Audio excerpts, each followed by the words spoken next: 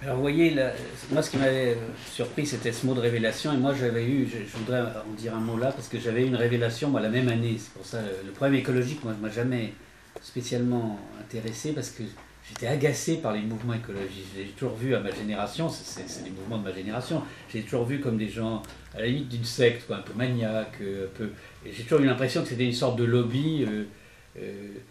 C'était pas les gauchistes, mais enfin je le voyais comme une chose trop spécialisée, alors que je suis tombé sur le livre de Rachel Carson, Silent Spring, le printemps silencieux. Et pourquoi? Parce que quand j'ai enregistré, il y a très longtemps, dans les années 70, les mémoires de Chaumont, le sculpteur qui vivait en ermite dans la forêt de Fontainebleau, il m'avait parlé de ce livre. Alors c'était en 76, et personne depuis n'en a parlé pratiquement en France. Et puis j'avais jamais eu la curiosité d'aller chercher. Alors je suis allé sur Google, je l'ai acheté, alors je l'ai acheté en anglais, et j'étais émerveillé par ce livre qui est paru en 1962. Je ne savais rien sur Rachel Carson. J'ai demandé à mon frère qui est biologiste. Il m'a dit: ah, c'est pas une romancière de gare, qu'il confondait avec Barbara Cartland. Donc apparemment son nom était oublié.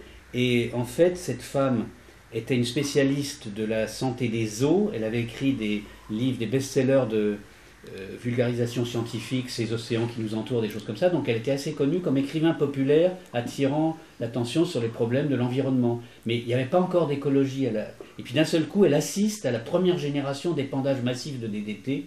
Et donc, elle constate, c'est pas du tout un livre agressif, c'est un constat poétique, désolé. Elle constate comme on a tué des rivières entières, etc., les mammifères. Et puis elle fait des pronostics. Elle dit: si on continue comme ça, il va y avoir des maladies neurovégétatives. On va voir, elle décrit comment les petits mammifères sont agités d'espèces de maladies de Parkinson, pas possible. Il y aura aussi une baisse de la fécondité, etc.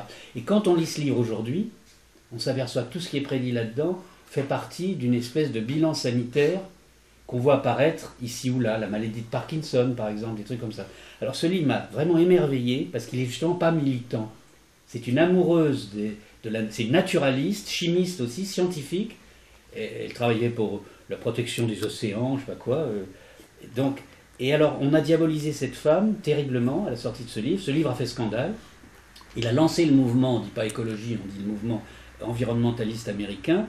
Et aussitôt, les firmes agroalimentaires, je ne sais pas quoi, l'ont diabolisé en la faisant passer pour hystérique, agressive, paranoïaque.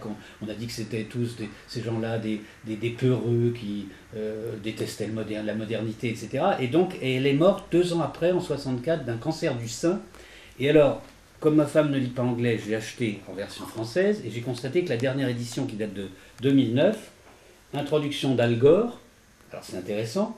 Et Al Gore dit carrément, d'abord, c'est un des livres majeurs, un des 10 livres majeurs du XXe siècle, c'est pas rien, il n'a pas forcément raison, mais il le considère même comme un grand livre, ce que moi je pense aussi.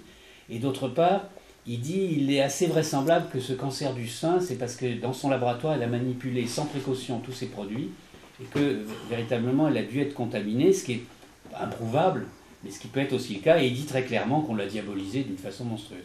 Alors, je me suis amusé à chercher la première édition française. Alors, c'est pas tout à fait celle-ci. Ça, c'est une édition de 73, je crois, un truc comme ça.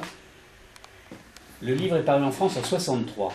Et en fait, il était préfacé par Roger Haim. Alors là, j'ai trouvé ça, moi, assez extraordinaire. Parce que je venais d'acheter sur Google, pareil, les livres de Roger Haim. C'était le directeur du Muséum d'histoire naturelle de Paris, et c'était le spécialiste des champignons, mycologue. Alors nous, notre site s'appelle Mycélium, c'est amusant.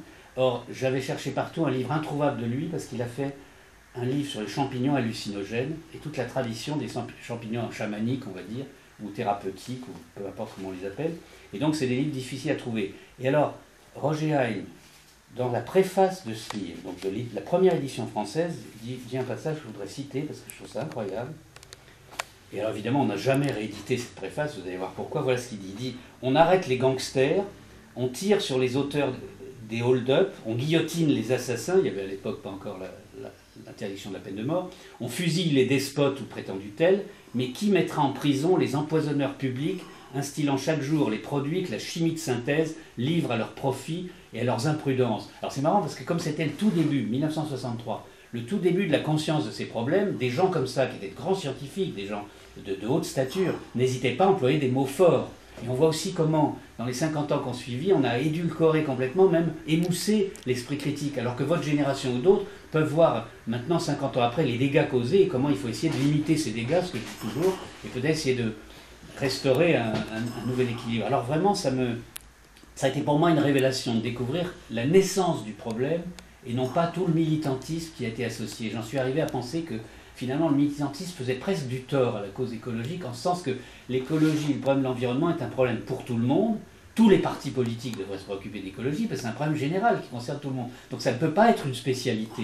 Et dans cette mesure, on peut se dire, bon, on comprend qu'il y ait des lobbies, etc. Mais un lobby, c'est toujours gênant parce qu'il s'accapare une espèce de spécialité et il construit ou il provoque un rejet. Tandis qu'en fait, le problème écologique, il est général. Donc tout le monde devrait se préoccuper d'écologie, on devrait l'enseigner à l'école, quoi. Et alors ça m'a amené à lire un livre qui est beaucoup moins bien écrit, mais qui est très intéressant, un livre sur les pesticides, certains Fabrice Nicolino, François Veillerette, parce que là, il y a énormément d'informations incroyables. Par exemple, on apprend comment un certain fonctionnaire le SPV, le service de protection des végétaux, qui s'appelle Lucien Bouix, a agi pour qu'on interdise toute référence bibliographique aux livres de Rachel Carson, par exemple, dans les ouvrages scientifiques traitant de la nature, par exemple, des choses comme ça. Et puis surtout, il raconte alors un truc absolument fabuleux, inouï, c'est qui a inventé les premiers pesticides, un certain chimiste juif allemand qui s'appelait Fritz Haber, alors qui est évidemment assez inconnu, qui a eu le prix Nobel de chimie en 1920, et ce type-là, en fait, était un juif intégré qui se voulait très nationaliste, qui a signé entre autres avec beaucoup d'autres intellectuels allemands et scientifiques une pétition très très raciste au moment de la guerre de 14, avec le grand Max Planck par exemple, et ce type-là on a rajouté dans le nationalisme, et donc c'est lui qui a mis au point le gaz moutarde, l'hypérite. Mais quand il a fallu, donc il croyait de bonne foi se mettre au service de sa nation, etc. Donc il a fallu essayer l'hypérite pour la première fois. À ce moment-là, on a choisi une zone d'essai, et ils ont choisi un endroit où étaient cantonnées des troupes de tirailleurs sénégalais. Parce que gazer quelques noirs, au fond, c'était peut-être moins grave. Alors, ça a donné un certain succès, mais on s'est aperçu que le danger de ces gaz de combat, c'est qu'il suffit d'un changement de météo et de vent, et ça vous ressemble sur la figure. Donc, ça posait quand même des problèmes. Mais, par exemple, Germain Tessier, un artiste naïf dont je me suis occupé, a été gazé à Verdun, par exemple. On l'a utilisé à Verdun. Et alors, ce qui est fou, c'est qu'il raconte dans ce livre que Fritz Haber avait une femme qui s'appelait Clara, et un petit garçon de 13 ans. Sa femme le suppliait pendant la guerre d'arrêter ses expériences, parce que c'était horrible. Lui ne voulait pas l'écouter, il était aveuglé par sa passion nationaliste et scientifique, et elle s'est suicidée avec le pistolet d'ordonnance de son mari, et c'est son gosse qui l'a trouvé baignant dans son sang, c'est terrible. Et à la fin de la guerre, il s'est un peu mis à l'écart, parce que c'était quand il avait été trop lié à l'effort de guerre allemand, mais il a quand même eu le prix Nobel en 1901, et là où ça devient carrément surréaliste, c'est lui qui ensuite a inventé le Zyklon B, parce qu'il y avait un problème, ça a été une commande, on lui demandait de trouver un moyen chimique d'éradiquer les rats dans les silos à grains. Et c'est de là, le mot, ils disent que le mot pesticide date des années 60, peste, c'est donc devenu l'espèce d'animal nuisible. Et donc il a inventé cette chose, et il se trouve que quand Hitler est arrivé au pouvoir en 1933, il était tellement convaincu d'être un citoyen allemand exemplaire défendant sa patrie, qu'il n'a pas compris que lui, en tant que juif, soit aussi objet de discrimination. Il a immédiatement perdu tous ses postes, etc. Et il est mort, je crois, 1 an après.